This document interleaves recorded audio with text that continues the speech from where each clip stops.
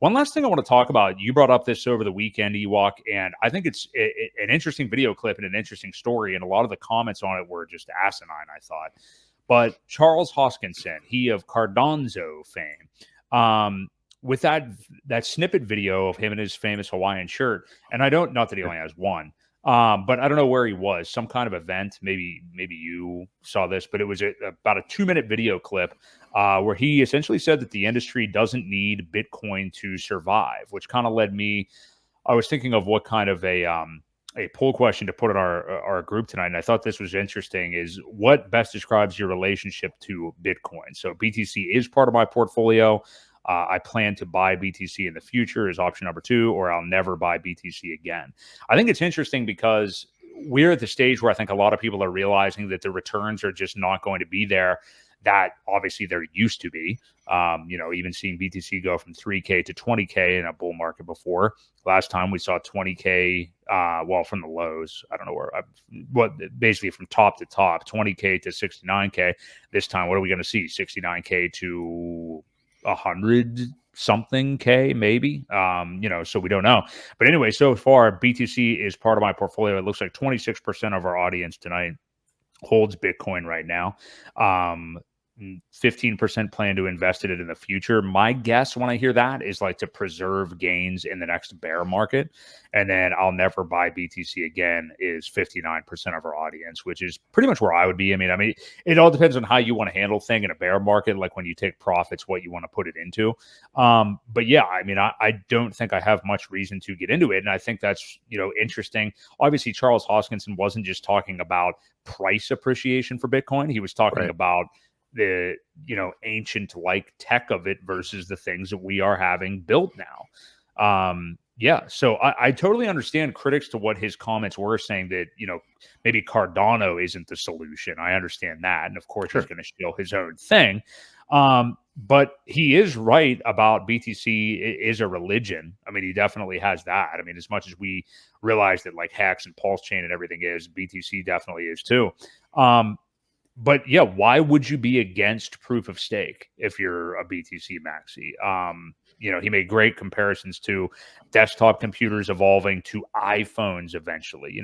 This stuff all evolves over time, and we're 15 years in at this point. So I personally don't agree about him, speculating that, about BTC dying. But I don't think it's going to die in like the not exist sense for certain. But in terms of like being ancient enough that it's more so ignored eventually. Yeah. I mean, I think he is right. And for some reason, comments were like lighting up his statement. So I don't know. What did you make of it? You're the one that brought it to my attention. So yeah, there's a lot to unpack with it. And I think he even did say something like, well, maybe Cardano's not the answer either. But Bitcoin doesn't have to be. And it doesn't, I think what he was saying was the crypto market as a whole doesn't need Bitcoin to survive. It would, if Bitcoin died tomorrow, I think the rest of the crypto space would be okay.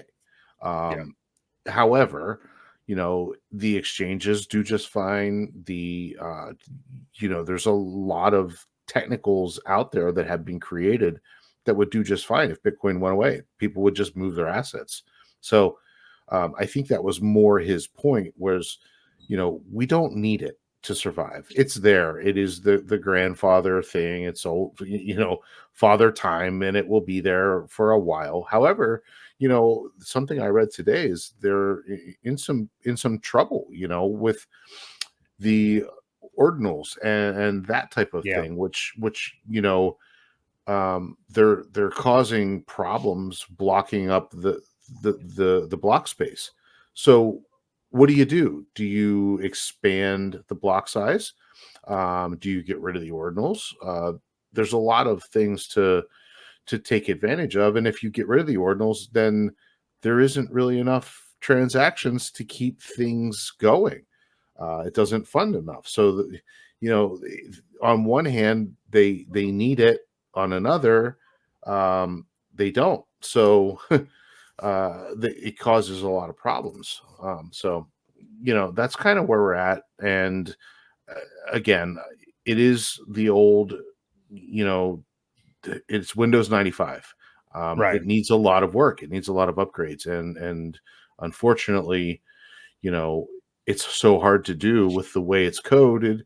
It's always called bin spaghetti code, and when you do upgrades and fixes, it usually introduces bugs. So that's why it hasn't been done.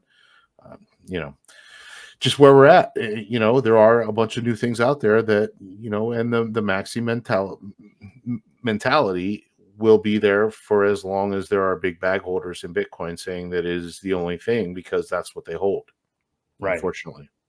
Yeah, that's always going to be there. It was just some of the reactions to his statements I didn't understand at all. I think it's because whatever account that was that tweeted it out, which I do have it bookmarked. I should have brought that up, but whatever account tweeted it out, Jesus, come on, Twitter. Um, Basically put a headline on it like, "Oh, Charles Hoskinson says Bitcoin is dead," and I think it was just people reacting, obviously, to the headline, as most people do. Yeah, I'm just trying to see what the actual, Cardano CEO, they call him. I don't see how Bitcoin survives. It's a religion, not an ecosystem. Hash rate will fall and it will die a slow something death. That doesn't make sense, but anyway. So people are reacting to the headline. And if they watch it, I think you get the sentiment that he was talking about, and Yeah.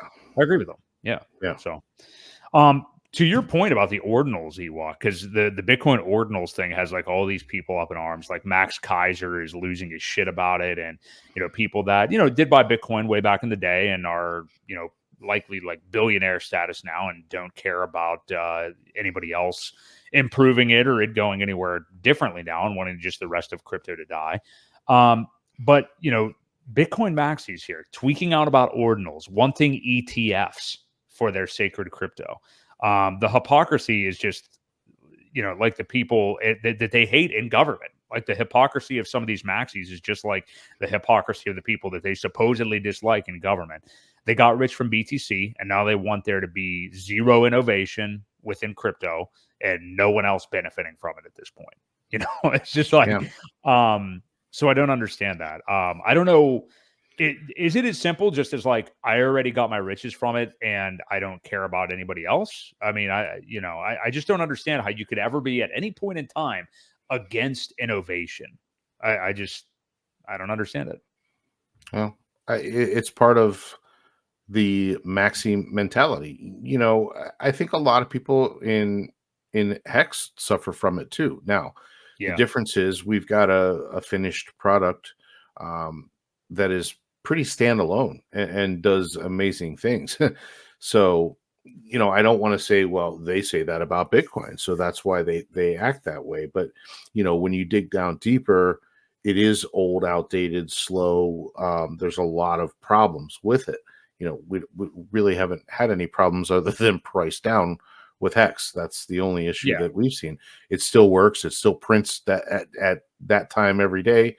So yeah, I mean, it is the maxi mentality that we're dealing with, and unfortunately, it will be that way probably as long as communities exist.